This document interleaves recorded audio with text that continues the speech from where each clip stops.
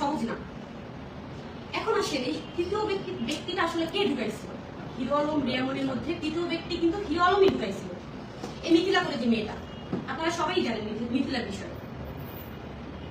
মিথিলাকে নিয়ে যখন হিরো আলম রিয়ামনির দ্বন্দ্ব ঝামেলা চলাকালীন কিন্তু আমি যখন রিয়াজের সাথে কাজ করি সেটা সে মেনে নিতে পারে না, কিন্তু সে কিন্তু সংসার শুরু করে দিয়েছিল তখন মিথিলাকে নিয়ে।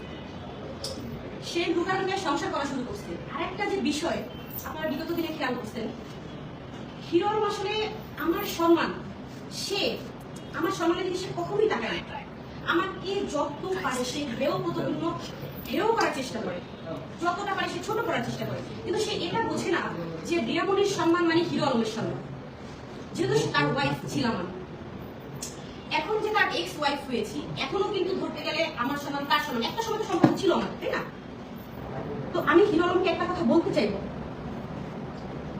আপনি আমার সম্মান নিয়ে খেলে আপনি নিজের সম্মান নিজে নষ্ট করেছেন।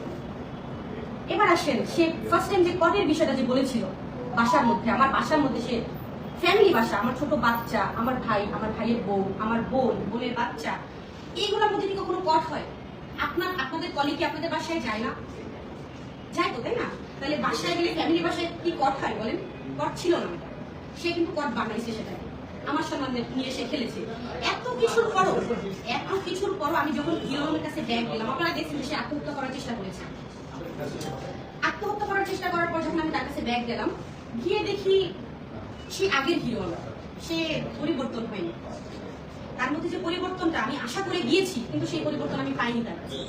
আমি গিয়ে দেখলাম সে মিথিলার সাথে সে কন্টিনিউ কথা বলে, আবার সে মিথিলা তো গেল, এর মধ্যে আবার ইতিকেও যোগাইছে, সে ইতির সাথে সে কন্টিনিউ কথা বলে। আমি একদিন ইতিকে ফোন দিয়ে বললাম যে দেখো, আমরা তো মিলে গেছি, তোমাদের ভিডিও তো আমাদের দ্বন্দ্বের মধ্যে করেছো, তোমরা তো ভিডিও বানিয়েছো, এমন না মিউজিক ভিডিও বানাইছো, এমন না তোমরা মুভি বানাই ফেলছো, ইনভেস্ট করছো, তোমরা মোবাইল ফোনে ভিডিও বানাইছো, এইসব ভিডিওগুলো আর ছিল না।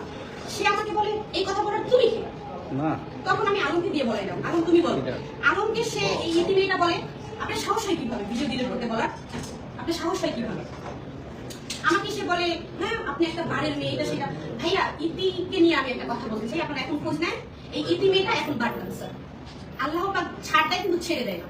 আমাকে ছোট করেছে, এখন আমাকে